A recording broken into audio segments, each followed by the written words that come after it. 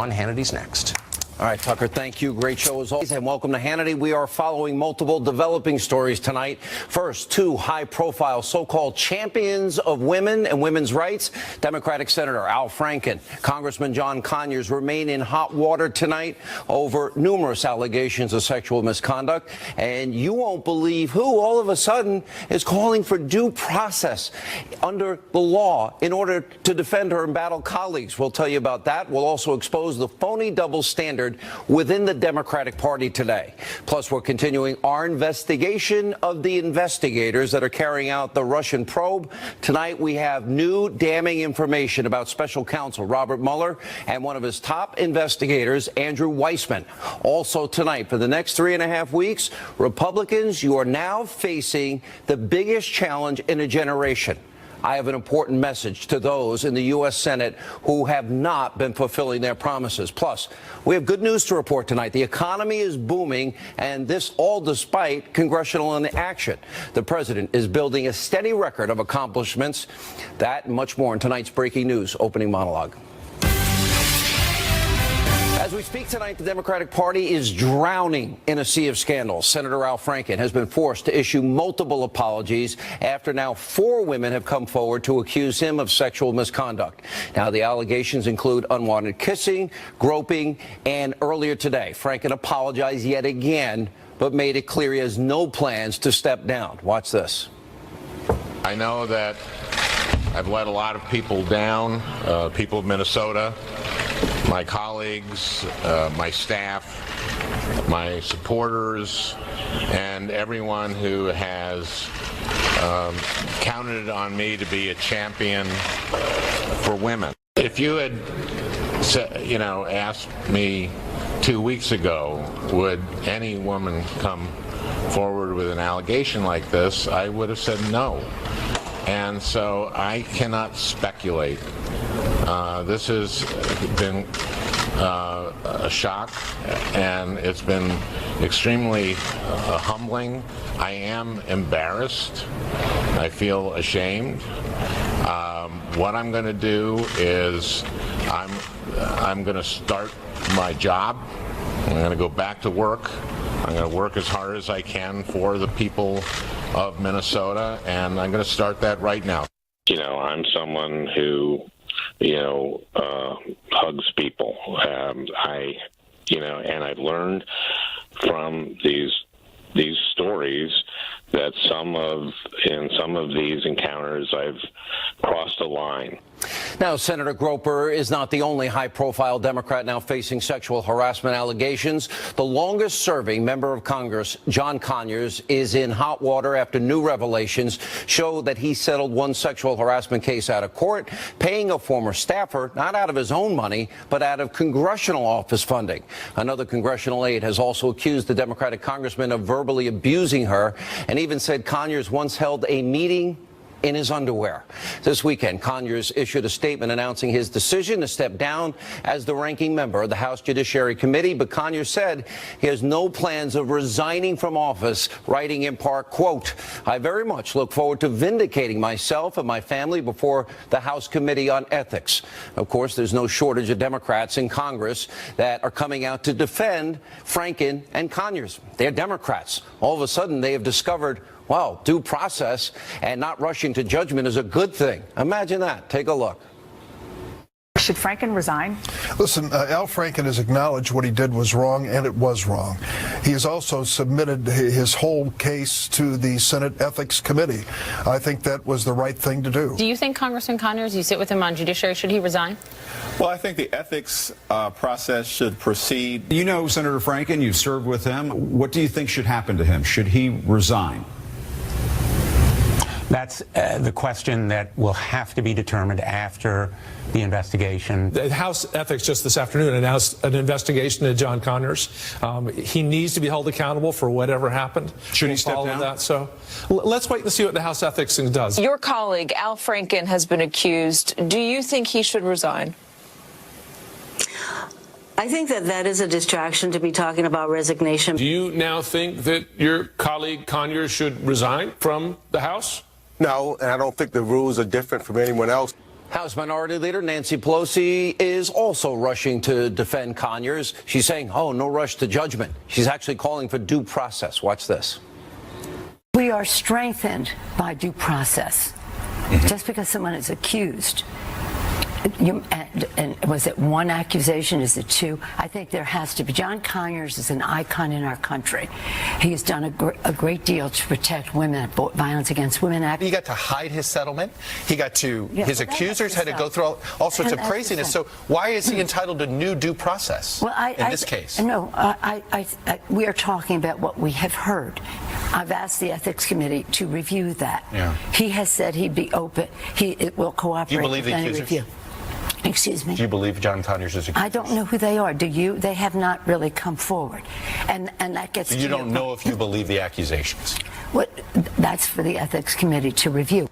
Now, I stand consistent. I say never rush to judgment. I say everybody deserves the presumption of innocence, and I stand by that in this particular case.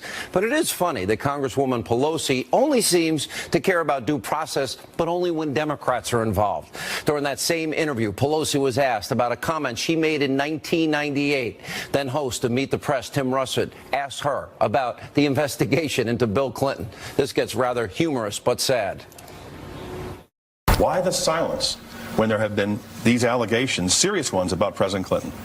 Well, I'd like to say that I think that the women of America are speaking out about what they think about this whole situation.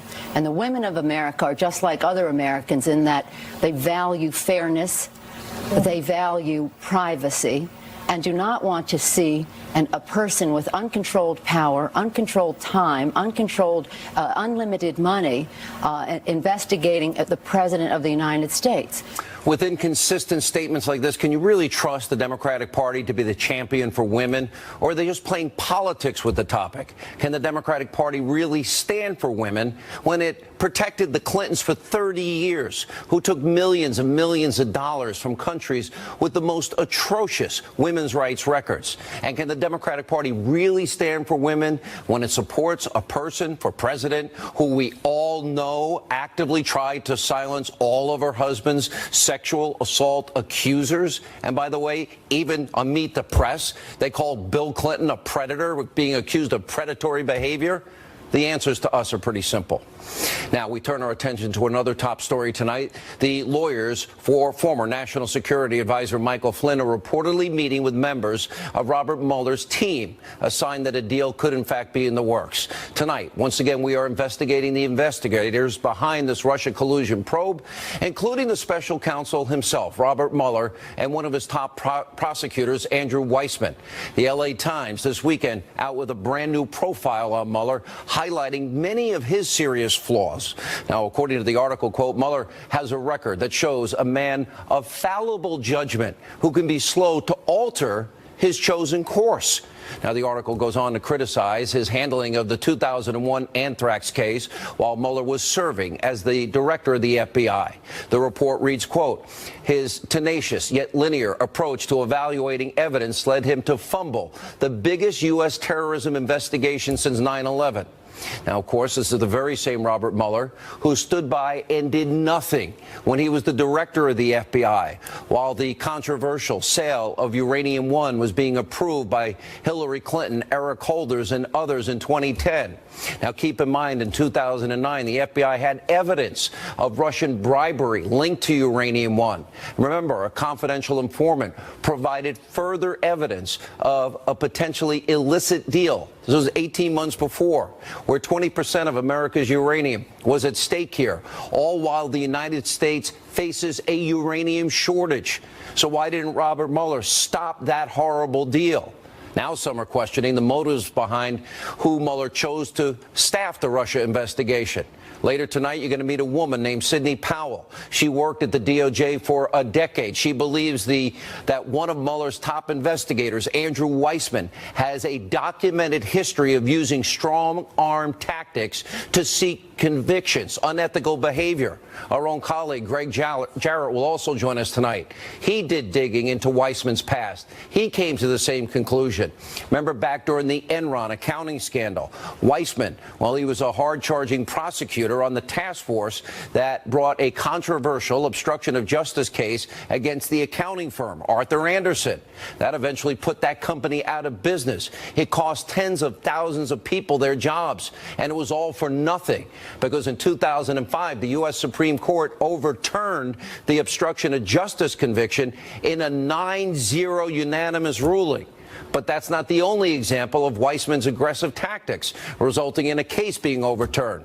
The conviction of a business transaction between Enron and Merrill Lynch, it sent people to jail, was also reversed by the 5th U.S. Circuit Court of Appeals. Now, critics have also accused Weissman of intimidating witnesses, creating crimes that don't even exist, and in one case in particular, withholding evidence that was exculpatory, that would have helped the defendant.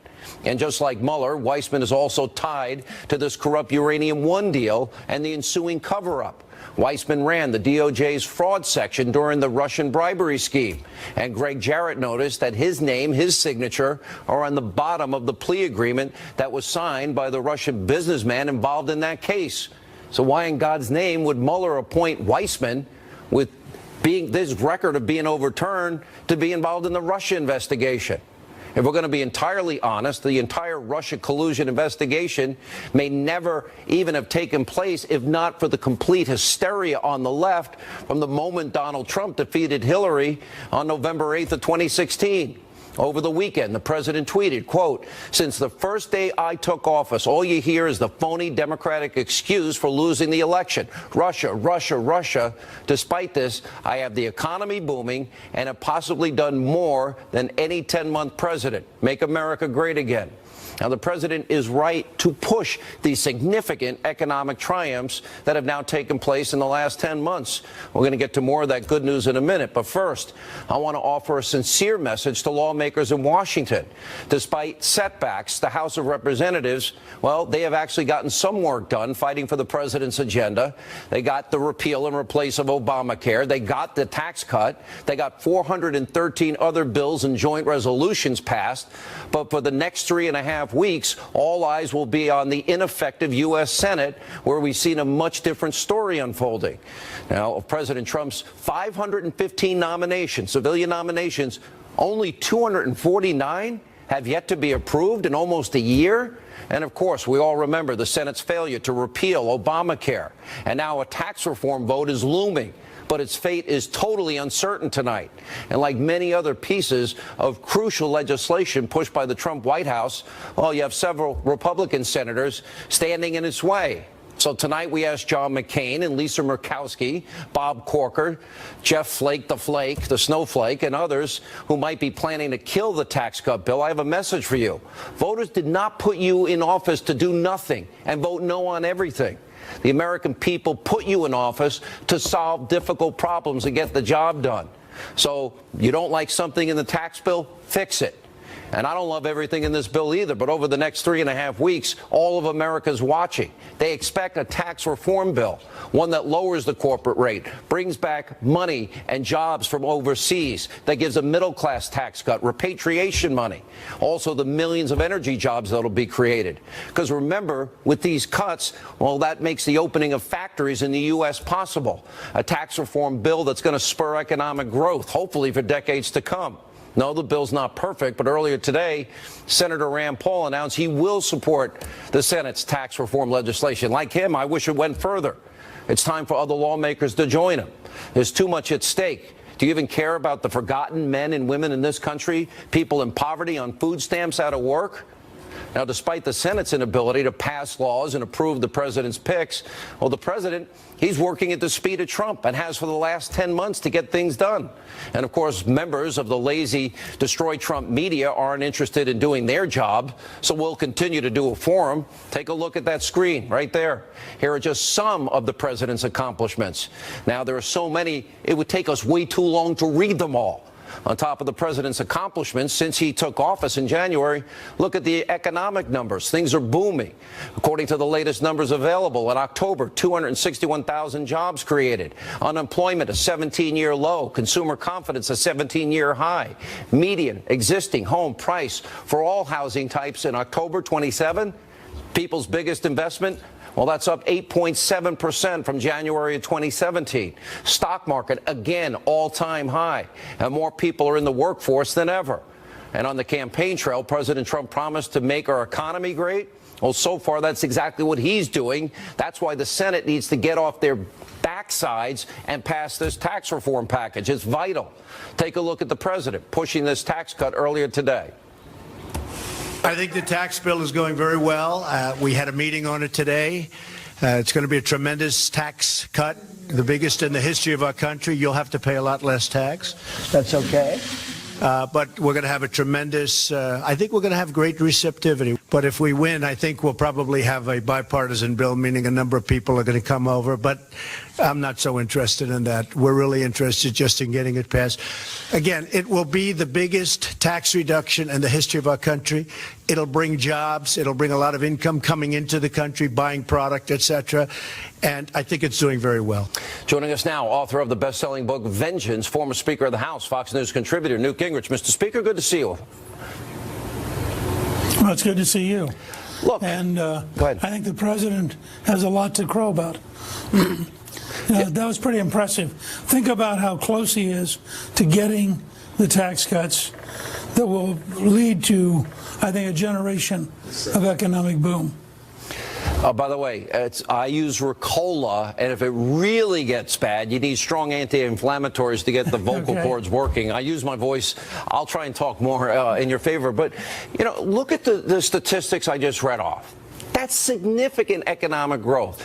Major corporations now promising billions in investment. Factories saved from moving to Mexico because the president's involved by himself. Burdensome regulation, energy independence. The House, look, they're not perfect. Wasn't exactly happy with repeal and replace. The Senate's getting nothing done, Mr. Speaker. They haven't even confirmed half of the president's nominees. Well, let's see how the next couple of weeks work out. I think you got, first of all, if they can get the tax bill through the Senate, that is a huge victory and erases a lot of problems. Second, I think they're going to get between 100 and 150 appointees approved between now and Christmas. That'll move judgeships, ambassadors, other jobs at a pretty fast pace up until they leave on Christmas Eve. So I think it'll be a different appearance. Will they get this bill done? Outside the U.S. Do you think the Senate's going to get this tax bill done? Yes. I think they will. Why? I think, because unlike to have more money, or do you want the government to have more money? There aren't many Republicans in the end who are going to come down for the government having more money. And I think Rand Paul today had a very fine article explaining why he was for the bill and why he hoped others would join him in being for the bill. And I hope you're going to see, I know, for example, that Ron Johnson has been very worried about the small business tax cuts. Well, I think that's been largely fixed, and I think that the National Federation of Independent Businesses and other folks who are for the Job Creators Network have all come out and said this is a very good first step for small business. It helps probably 95% of the small businesses in the United States. So there's a series of those things coming down the road that make me feel pretty optimistic. Yeah. By the way, I've had your same throat issues. People think it really hurts to talk. It doesn't, right? I mean, we're not going to torture you. It just is what it is. The vocal cords get inflamed, and they just need to calm down, is all it is. But it doesn't hurt. I speak from experience. It just makes us think it hurts. Yeah. I like the middle-class tax cuts. It's necessary. The corporate tax cuts will make us so competitive. Repatriation, there may be as much as $4 trillion that comes flowing back in short order to the United States. The steps the president's taken on energy independence will create millions of high-paying career jobs. I worry about one thing with the Republican Party. Help me out. And that is, it seems Reagan dropped the top marginal rates from 70 to 28% in his presidency. We doubled revenues to the government. 21 million new jobs, longest period of peacetime economic growth up to that point in history. What I worry about is out of fear that of the class warfare rhetoric of the Democrats, that's why we're not cutting taxes across the board. In other words, top 20% pay 90-some-odd% of the tax bill, the income tax bill. It seems cutting their taxes would be smart, too, for everybody and would work like it worked for Kennedy and Reagan. Your thoughts? Well, it would work, but remember, if you cut the corporate rate down to 20%, virtually everybody who's successful is going to be better off because they own the stock, they own the investments. So this is not exactly anti-success. I think the key here is, can you package a bill where you make it very hard to vote no? And that's the whole game here, making it hard to vote no. And I think they didn't want to give the New York Times, the Washington Post, Nancy Pelosi and those folks an easy club to beat them with. I think it probably was the right decision. I can make a good argument. I voted for the Reagan tax cuts. I can make a good argument for cutting everybody's taxes. But the truth is, if this economy booms, everybody who's successful is going to be a lot better off just because they're going to be part of a huge rising tide of economic opportunity. Let me ask you about Franken Conyers. I played that Russert clip from Meet the Press with Nancy Pelosi, and now she's calling for due process, but only because it's a Democrat. I actually believe in not rushing to judgment on anybody, especially people that deny charges. So, and that goes for John Conyers or anybody else, and I believe in the presumption of innocence. I believe it strongly. I think everybody should. And it's proven me right with Richard Jewell and Duke LaCrosse and in Ferguson and with Trump having the possibility of winning, or Baltimore, where the media's gotten it wrong so many times. And my question is here, you see selective moral outrage, and then the issue of defending the Clintons for 30 years comes into play. Just want to get your reaction to all of that and what you think of this double standard. Look, we'll look back someday and realize we were the generation that had to put up with the Clintons for our entire life. That may be ending. This may all be coming to a head, and it's conceivable that a year or two from now they will have disappeared, and finally we'll be free at last. Yeah. All right, Mr. Speaker. I like Ricola. If you need my doctor who helps in these moments, I'll give you it offline. I don't want to be encouraging the use of medicines because I'm not a doctor and I'm not going to play one on TV. We hope you feel better. And I would have talked less had you seemed to feel better. Thanks for being with us, Speaker Gingrich. And up next, we're just getting things started. Monica Crowley, Tammy Bruce, they are here to react to the Democratic Party's sexual harassment problems that are getting worse tonight. Later, we'll talk to a former federal prosecutor who's warning Robert Mueller, Andrew Weissman, and their investigation is dangerous and an outrageous abuse of power. That and the term Pocahontas, we'll explain straight ahead.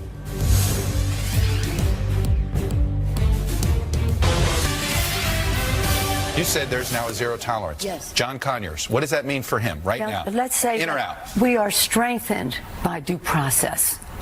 Just because someone is accused, and was it one accusation? Is it two? I think there has to be. John Conyers is an icon in our country.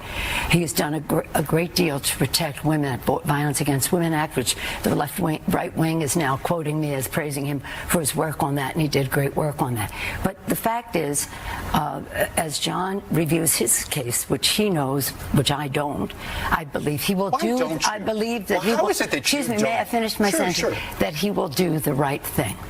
House Minority Leader Nancy Pelosi calling Congressman John Conyers an icon, saying we can't rush to judgment. We need due process amid the sexual harassment allegations. Here with reaction is nationally syndicated radio talk show host, Fox News contributor Tammy Bruce, conservative columnist Monica Crowley, back with us. Let's start about the 30 years of defending the Clintons.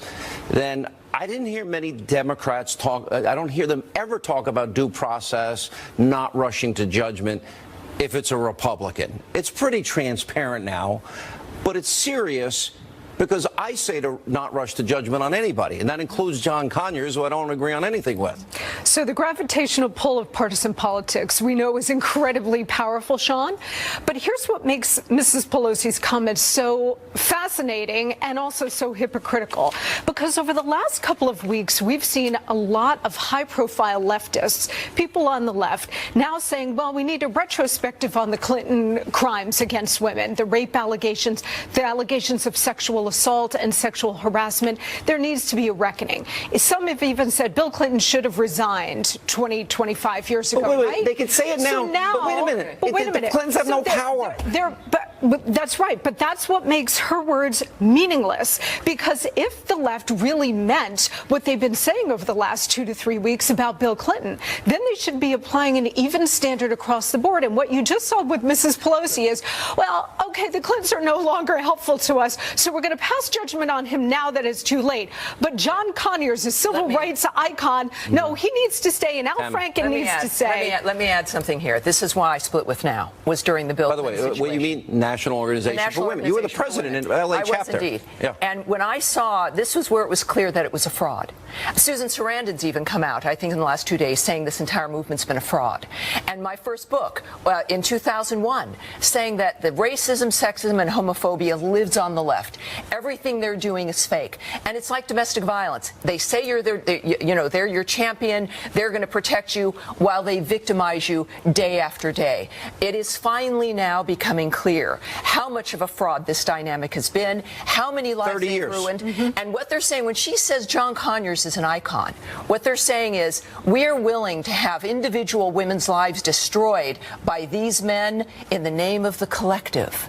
And if anybody, of feminists of all people, should be appalled, liberal women should be appalled, realizing that they've been conned for 2 generations at this point. It's too serious, and I said this in the Moore case. The charges were too serious, that people deserve answers. And eventually it's going to be the people that decide, which, by the way, rightly so, not commentators, not these fake news people. Let me tell you how bad it's gotten in this case. This was in the Huffington Post. I want to put it up on the screen, and you can read this. Leanne, meaning Leanne Tweeden, was never raped. She was never assaulted. She was never the victim of sexual violence or harassment. She was a willing and active participant in a comedy show that involved sexualized behaviors, and she consented to participate. She didn't consent to that picture. She was asleep, and that's called evidence. That's irrefutable, incontrovertible evidence. Let me put up another piece. There was a tweet, so-called feminist, in this case, Emily Linden is her name. You know, here's an unpopular opinion. I'm actually not at all concerned about innocent men losing their jobs over false sexual assault harassment allegations. Oh, is it your brother? Is it your father? Is it your husband? Is it somebody you care about? This country is built on individual liberty and individual rights. And what the left is all about, to Tammy's point, is about the collective. They will put their agenda and they will put the so-called good of the group ahead of the rights of the individual, right? So this is what we're seeing now across the board. And with these folks, I will say this, that if you are a woman accusing a man of the left of this kind of thing, you face an uphill battle. You face a much steeper fight because they put the group and the agenda ahead of individual rights. Part of what has made this flood happen, especially in Hollywood, is the fact that the Clintons now are effectively powerless. They were the glue holding it up. People presumed she would be elected. The silence continued. But as they realized that the people that they were believing would remain in power would not, I think then, of course, a few women said, well, wait a minute. Why are we protecting Harvey Weinstein? Why are we protecting Price at Amazon? Why are we saying nothing when, in fact, they turn around and they realize, because the Hillary Clinton campaign was also false, effectively, why are we doing this now? I got the crap beat out of me because I said don't rush to judgment. As it turns out, in the case of Roy Moore, when I said, okay, you have to answer these questions. Yes. Well, now we have a woman that's claims she has a yearbook. I've talked to forensic experts. They would be able to determine if the signature was his, if they can compare his writing at the time, and whether or not the ink was old or new. Yes. So why isn't nobody's doing the forensic here, which would answer one very significant charge? Yeah, and look, I think we do have to look more cautiously at accusations that clearly have a goal or a benefit attached to them, like accusations made just prior to an election by individuals. Or Clarence Thomas. No, and not that I think that some of those accusers are very credible and others perhaps are not. But the fact of the matter is the people of Alabama will make their decision. What I object to is Mitch McConnell telling him then to leave the race when he has been strangely silent, hasn't he, over the Conyers issue, the Al Franken issue, where suddenly are all these champions on the right? Because they're all when it scared comes to death, Tammy. Well, but it also does not help their goal and their agenda. Right, but they're That's all the scared issue to for them. death because God knows what's in anybody's closet here. I think when we talk about the hypocrisy of the left, right, we need to keep one thing in mind, Sean, and this is something you talk about on this program every night. The left is at war in this country, right? They're at war against the Constitution, against free market capitalism, against our very value system. They will not let anything or anybody get in the way of winning that war. We all agree on this point. If these guys in Congress, they want to make the little settlement deals and they want to keep it confidential, they got to use their own money. They can't use taxpayer money. But this is also, though, about the transparency. And I think that at the same time, you've got a bubble in Washington that exempts themselves from the world as a whole, whether it's Obamacare or sexual harassment. That is what has to crumble. Thank you both. Good to see you both. You bet. Appreciate it. Thank Up you. next, Thanks, we'll continue to investigate the investigators, things you won't hear anywhere else, I promise you, on television. You're going to hear tonight from a former federal prosecutor. She's saying Mueller's investigation is outrageous, an abuse of power, unethical behavior. She'll explain along with Greg Jarrett straight ahead. And Sebastian Gorka. And welcome back to Hannity. We continue to investigate the investigators. Now, my next guest worked for the DOJ for over a decade, says Robert Mueller's investigation is an outrageous abuse of power. Now, she is the author of License to Lie, Exposing Corruption in the Department of Justice. Former federal prosecutor Sidney Powell joins us, as well as Fox News legal analyst Greg Jarrett. So the LA Times, Sidney, had this piece. It was brutal to Robert Mueller. Andrew Weissman has the single worst record when you look at Merrill Lynch, Enron, Arthur Andersen. Tens of thousands of people lost their job. A 9-0 Supreme Court reversal of what he did. And the Fifth Circuit Court of Appeals, same thing, a reversal. Innocent people went to jail because he wouldn't allow bail, and they ended up again being exonerated. Also withholding exculpatory evidence in a case. Why would Mueller ever pick somebody with such an atrocious track record if he didn't have an agenda to be kind here, overly aggressive and abuse the power of that office? You are putting it very politely, Sean. Andrew Weissman is the poster boy for prosecutorial misconduct. He was the driving force behind the indictment of Arthur Andersen, which, as you mentioned, within a week of being unsealed, eradicated a company, a venerable company, and 85,000 jobs worldwide with the stroke of the pen on the indictment itself. Andersen was given the death penalty, only to be reversed 9-0 by the Supreme Court 3 years later. That never happens, by the way. Not many 9-0 decisions, are there? No, there are not. And Justice Rehnquist wrote for the court, it was shocking how little criminal culpability the jury instructions required. Mr. Weissman had obtained the conviction by eradicating criminal intent from the jury instructions and persuading the judge to give instructions that simply were devoid of that crucial element. You write, Greg Jarrett, that Weissman is a notorious lawyer, known for abusive tactics and for weaponizing the law in a ruthless and often unprincipled quest to convict. Innocent people have been victimized by him. His biggest cases, as we've been talking about, reversed. Yeah, I mean, I think about all the people, tens of thousands of people who lost their jobs because of that man right there over absolutely nothing. And the Merrill Lynch employees who were incarcerated, some of them in solitary confinement before the Fifth Circuit released them. Yes, for nothing. I mean, this is a man who has been accused of threatening witnesses and hiding exculpatory evidence. It is unconscionable. It is unethical. How does he even have the ability to practice law? Because there is a syndicate going on within the Department of Justice. Let's call it a cartel, the equivalent of the mob. It's composed of that man, Andrew Weissman, Robert Mueller, James Comey, who has now lost his job, and Rod Rosenstein, who's the Deputy Attorney General. And the fact that all four of them are involved in the Trump-Russia investigation, it should be a cause for concern for every American. They have little credibility because their integrity has been compromised. Nobody, Sydney, seems to know the power of a prosecutor before a grand jury. We know you can indict a ham sandwich. Why did Mueller pick this team? Obviously, he picked partisan Democrats. We've highlighted that. But picking a guy that is usually ruthless, unprincipled, perhaps even unethical tactics? Why would Mueller do that if he didn't have an agenda here and knowing this guy's background? Because Weissman is the perfect tool for Mr. Mueller to do exactly what he wants to do. Weissman has a very long history of this, and he and Mueller go way back. They've been working together for at least 20 years. Rosenstein worked for Mueller back in 1990 through 93. Comey has worked with Mueller.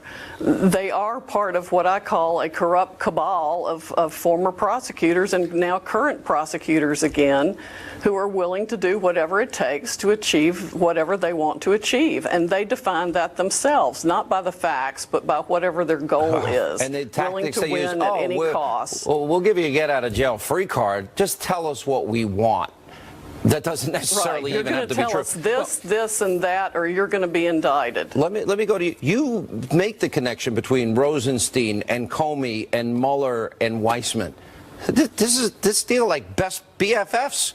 They are. All of them. You know, as I say, it's sort of an illegal syndicate that's acting under the guise of the law. How can this happen in the United States of America, Greg? This is not a banana republic here. Because the Department of Justice, and particularly the FBI, and Comey and Mueller were at the FBI, have turned into this renegade rogue deep state that operates under their own rules. Do you think they're the going law after, be damned? Do they really? They don't want Manafort. They don't want General Flynn. They want Trump. Yes, and what I worry about are ruthless prosecutors who suborn perjury. What they do is they make promises and threats to defendants. You're going to spend 10 years behind bars unless you sign this statement, and the witness says, but that's a lie, and the prosecutor doesn't seem to care. Or I'm going to go after your son. It's extortion. It's bribery. When they do it, it's legal. When you and I do it, it's illegal. It's got to stop. Sydney, last word. Do you agree with all that? I do agree with that. He indicted Andrew Fastow's wife. That facilitated Fastow's cooperation. He put young Enron treasurer Ben Glisson in solitary confinement until he was ready to cooperate. He will do anything to get people to say what he wants them to say, and then he'll prove a case with hearsay. That's why there are always conspiracy charges. And we're not seeing mission creep here, Sean. We're seeing creeps on a mission to destabilize and destroy this president. I have 2 copies of your book coming, thanks to my friend Greg Jarrett. We will read it in full. We will continue to do this investigation. It's scary what they're describing. When we come back, the president calls Senator Elizabeth Warren Pocahontas today. The left, irate. Well, we're going to explain why the liberal senator is the one who exploited minority status. And we'll get reaction. Sebastian Gorka's next. And later we got the biggest example of fake news. Liberal Joe and Mika. You don't want to miss it. You'll laugh. Straight ahead.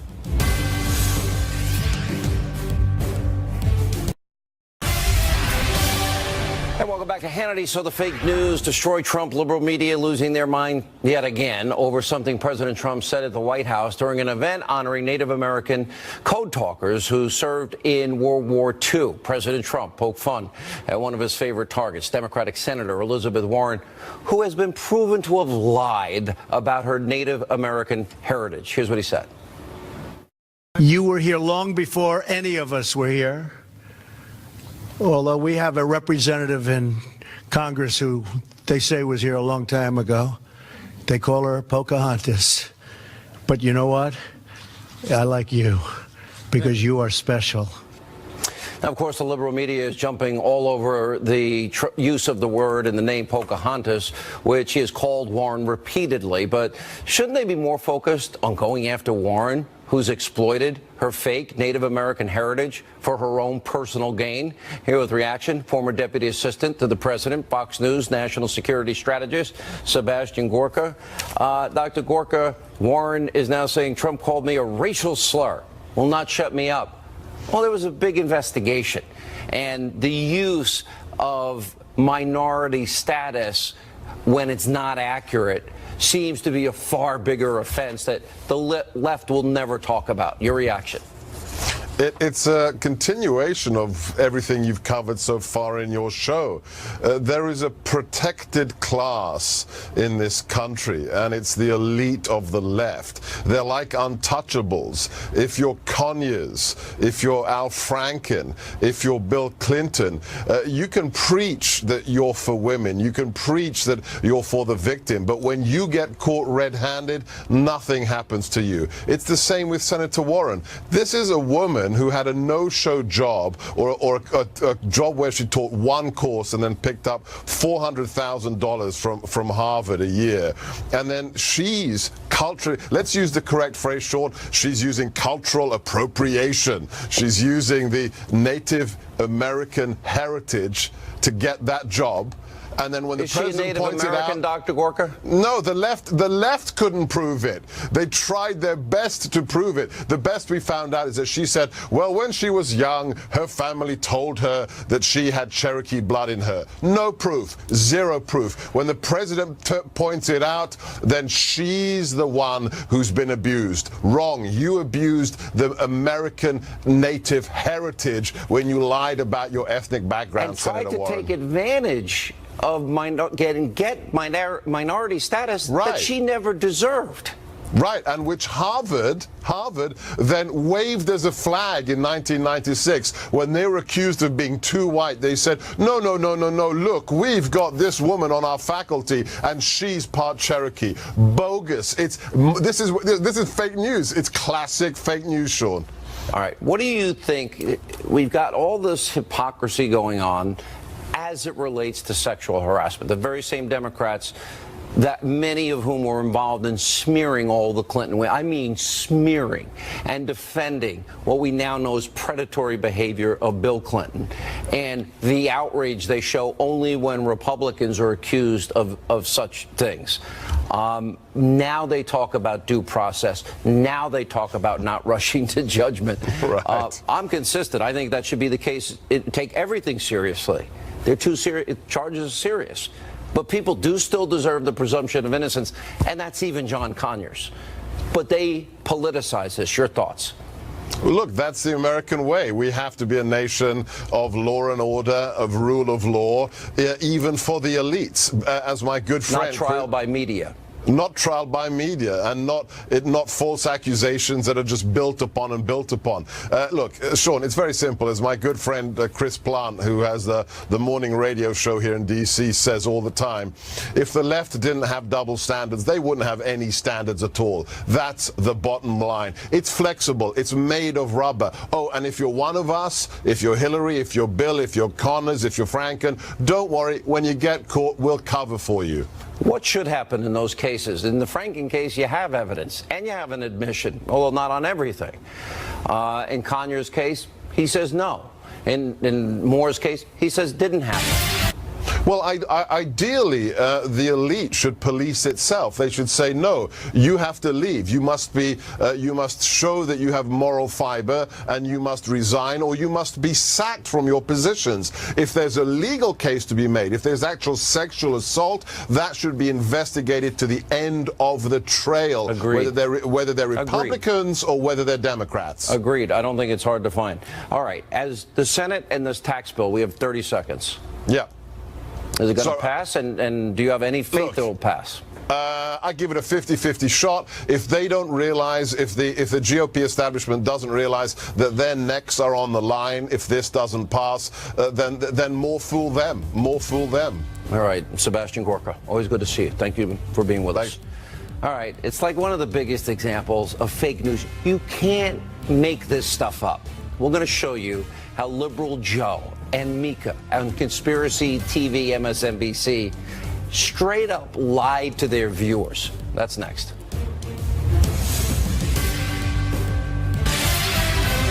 All right, before we go tonight, I just had to share with you the biggest example of fake news yet.